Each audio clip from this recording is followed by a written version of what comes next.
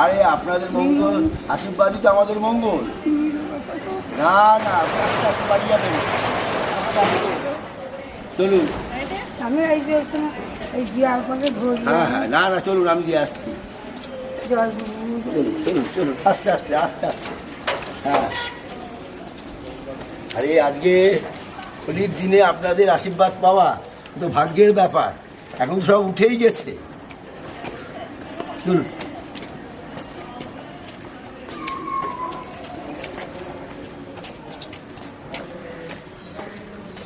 ব্যাস, আপনি আস্তে আস্তে যাবেন। হ্যাঁ, আস্তে আস্তে যান, ধরে উঠবেন। ধরুন, সাবধানে নিয়ে যা। হ্যাঁ, আসছি আমি। হ্যাঁ, ঠিক আছে।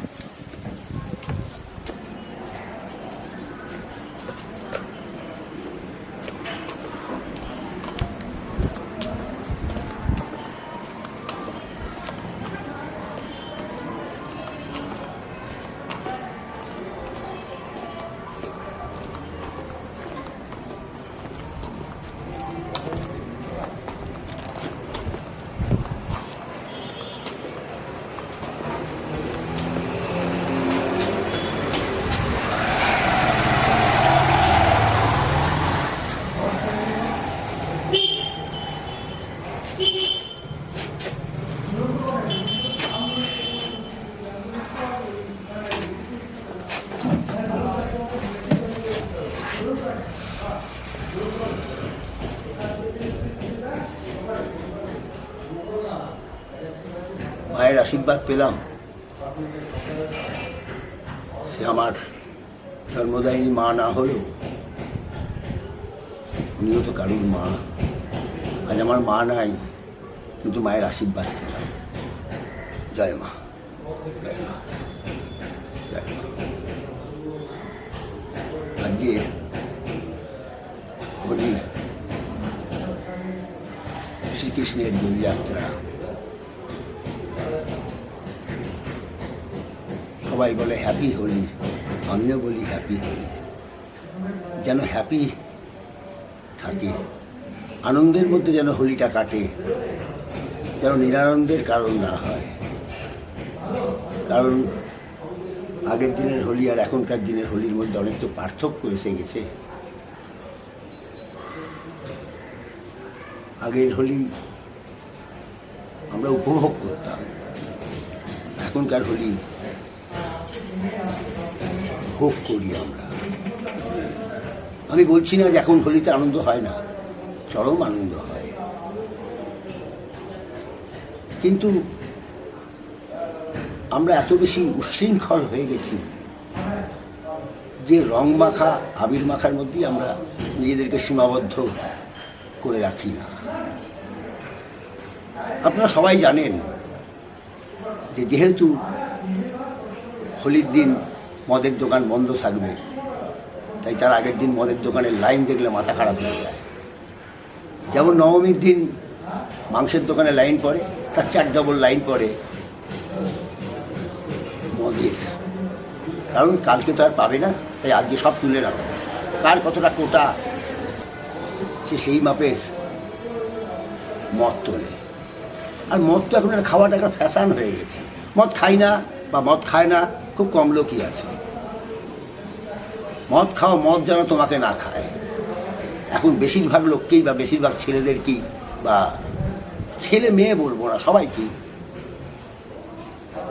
তারা মদ খায় না, তাদেরকে মদ খায়, এই অবস্থায় পৌঁছে গেছে। হোলিতে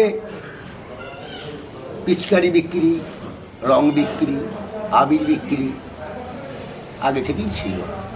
ওটা বিজনেস, আবার এটাও বিজনেস যে ঘেরা টোপের মধ্যেখানে মাঠ ঘিরে 500 টাকার টিকিট কেটে হোলি খেলা হচ্ছে। 500 টাকার টিকিট কেটে হোলি খেলাই তো বাবার কালে কোনো শুনিনি। আমরাও হোলি খেলেছি, আমি বলছি না যে এখনকার দিনের হোলি খেলা আর আগের দিনের হোলি খেলার পার্থক্য আছে, পার্থক্য একটাই, সেটা হলো আমরা মাঠে ঘাটে পাড়ায় হোলি খেলতাম। সে হোলির একটা আলাদা মাধুর্য ছিল, এখনও মাধুর্য আছে, কারণ সমাজ পাল্টেছে, মানসিকতাও পাল্টে গেছে। আমার বিশেষ কিছু বলার নাই, বলতে হয়তো অনেক কিছু পারি, কিন্তু বলতে গেলে অনেকের হয়তো রাগ হয়, কারণ তারা বলবে আপনারা পৌরাণিক যুগের লোক, এখন কি বোঝেন? আমি কোনো আনন্দকে নিরানন্দে নিয়ে যেতে চাই না, তাই তাদেরকে এই উপদেশটা দিচ্ছি, তোমরা আনন্দ করো, উপভোগ করো, কিন্তু নিরানন্দের কারণ যেন না হয়। আগেও বেলুন ছোড়াছুড়ি ছিল, জল ভরে নয় রং ভরে ছুড়ে দেওয়া হতো, কিন্তু এখন কার ওপর কার রাগ আছে সেটা মেটাবার জন্যে অ্যাসিড বা কেমিক্যাল জাতীয় রং, যেটাতে মানুষের শরীরে ক্ষতি হবে, সেইটা ছুঁড়ে মারা হয়। রঙের মধ্যে কেমিক্যাল মিশিয়ে দিয়ে মুখে চোখে লাগিয়ে দেওয়া হয়, পরে যখন সেই মুখটা ধোয়া হয় তখন মুখের ছাল চামড়া উঠে যায়। তাই আমি সবাইকে উপদেশ দেবো, নিজেদের মধ্যে রং খেলো, নিজেদের যারা ক্লোজ তাদের সঙ্গে খেলো, রাস্তায় ঘাটে বেশি হই হুল্লোড় করো না।